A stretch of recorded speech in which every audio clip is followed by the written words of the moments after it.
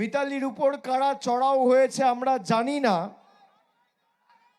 সমাজশ্রীর স্বামী সৌমেন পাল দোলন, এই চারজন প্রাথমিকভাবে যুক্ত আমার কাছে খবর রয়েছে। 4 তারিখ 12টার পরে কোন জল্লাদের কত ক্ষমতা আর কার দিল্লির বাবা কাকে বাঁচাতে আসে আমি 4 তারিখ দেখব। হরিণঘাটা থেকে সভা শেষ করে যখন ধনেখালি যাচ্ছিলাম তখন হঠাৎ খবর পেলাম এখানে আমাদের নির্বাচিত সাংসদ, একজন তপশিলি জনপ্রতিনিধি মিতালি বাগের উপর যেভাবে সিপিএম হাড়মাদরা চড়াও হয়েছে, তাকে বাঁশ দিয়ে তার গাড়ির কাঁচ থেঁতলে ভেঙে দিয়েছে, তার শরীরের বিভিন্ন জায়গায় কাঁচের টুকরো ঢুকে বিভিন্নভাবে হাতে পায়ে কোমরে চোট লেগেছে। তিনি হাসপাতালে ভর্তি। আমি মেডিকেল কলেজ হাসপাতালে তাকে দেখতে গেছিলাম। আমি এখানে আজকে খালি তৃণমূলের হয়ে ভোট চাইতে আপনাদের কাছে আসিনি। আমি খালি আরামবাগবাসীকে অনুরোধ করব, 29 তারিখ আপনারা যখন ভোটটা দেবেন, 11 সালে যে স্বাধীনতা আরামবাগবাসী পেয়েছিল সে কথাটা মনে রেখে আগামী 29 তারিখ ভোট দেবেন। 2001, 2004, 2006, 2008 পঞ্চায়েতেও কিভাবে সিপিএম হাড়মাদরা আপনাদের পরাধীন করে রেখেছিল আপনারা জানেন। আমার এখনো মনে আছে 2008 সালে যখন রাজ্যে পালা বদলের হাওয়া তৈরি হয়েছিল, তখন এই আরামবাগে 3টে আসন সংখ্যা 36 জেলা পরিষদ, 37 জেলা পরিষদ, 38 জেলা পরিষদ। 36 নম্বর আসনে ভোট পড়েছিল 44,000, সিপিএম পেয়েছিল 40,000। 37 নম্বর জেলা পরিষদ আসনে ভোট পড়েছিল 49,000, ভোট পড়েছিল 55,000, সিপিএম পেয়েছিল 49,000। 38 নম্বর জেলা পরিষদ আসনে ভোট পড়েছিল 43,000 আর সিপিএম পেয়েছিল 40,000। আজকে সেই সিপিএম এর হাড়মাতগুলো জামা পাল্টে, জার্সি পাল্টে, কাস্তে হাতুড়ি তারা ছেড়ে দিয়ে পদ্মফুলের আশ্রয়ে রয়েছে। সিপিএম এর হাড়মাত বিজেপির জল্লাদ হয়েছে। যারা আজকে মিতালির উপর চড়াও হয়েছে, আক্রমণ করেছে, আমি মিতালিকে জিজ্ঞেস করলাম তাদেরকে চেনো? বললো দাদা আমি বুঝতে পারিনি, সেভাবে মনে পড়ছে না। ওর অবস্থা এমনিও খারাপ, ও এতই দুর্বল হয়ে গেছে।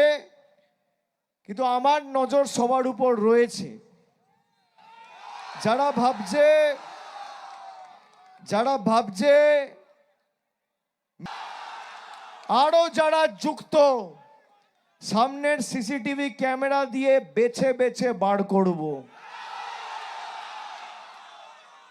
একটা এসসি মহিলা, তপশিলি মহিলা, তার গায়ে যারা হাত দিয়েছে, 4 তারিখে তৃণমূল আরামবাগ জিতুক বা হারুক।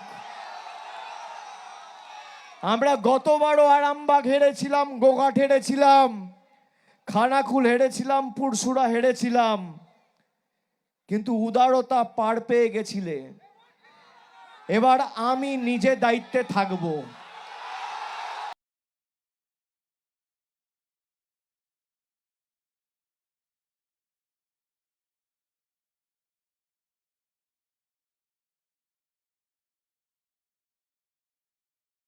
আমাদের সব থেকে এখানে আশেপাশে দেখছি একটু খাবার একটু অসুবিধা হচ্ছিল, তো আমি দেখলাম কি এখানে একটা ছোট্ট একটা চায়ের দোকান করব।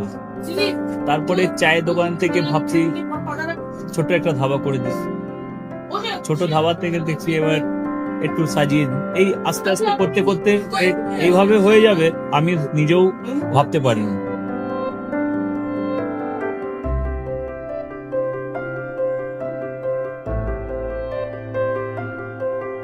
ব্যবহারের জন্য আমাদের এখানে কার পার্কিং থেকে নিয়ে গেস্ট খাবার থেকে নিয়ে বাড়ি, এরকম কিছু ব্যাপার যদি থাকে তো মানুষকে বাড়িতে আমরা সার্ভিস দিতে পারবো, এইভাবে আমরা চেষ্টা করি।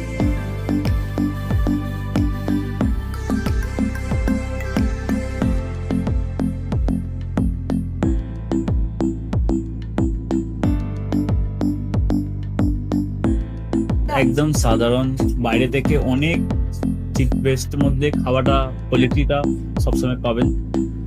একবার আমি মানুষকে একবারই বলবো কি একবার আমাদের কাছে এসে একবার টেস্ট করে যাবেন। দুপুরবেলা থেকে আরম্ভ আমাদের খাওয়া, থালা, বেঙ্গলি থালা, চাইনিজ ফুড সবই আছে, একবার এসে টেস্ট করে যাবেন।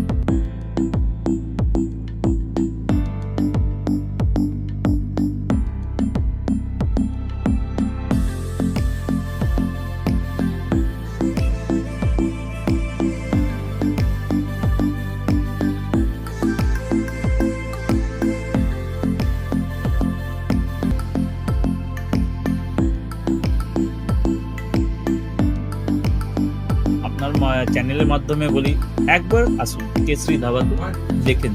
আমার নাম রঞ্জন কেশরী।